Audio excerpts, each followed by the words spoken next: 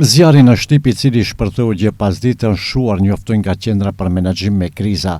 Zjarri, sipas të gjitha gjasjeve, është shkaktuar nga goditja e një rrufeje dhe për shkak të erës së fuqishme është përhapur në barin e thatë parreth, duke rrezikuar objekte që ndodheshin afër.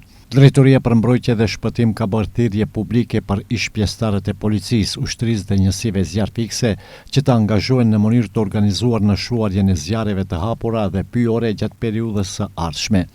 Siç informoi në një konferencë për media, drejtori i Drejtorisë për mbrojtje dhe shpëtim Stojan Angelov, qëllimi është plotësimi i disa pozicioneve para periudhës kritike verore.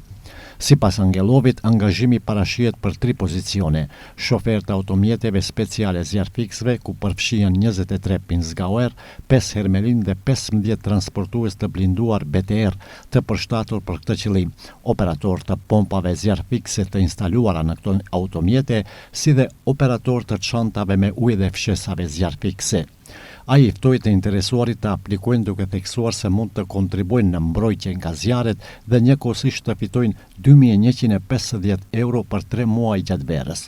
Sipas njoftimeve, orari i punës do të jetë fleksibil dhe i përshtatur me gjendjen në terren.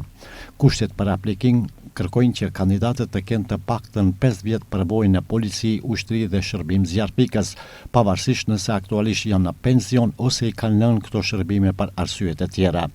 Gjithashtu, ata duhet të jenë të shëndetshëm dhe në gjendje të mirë psikofizike në përputhje me moshën e tyre.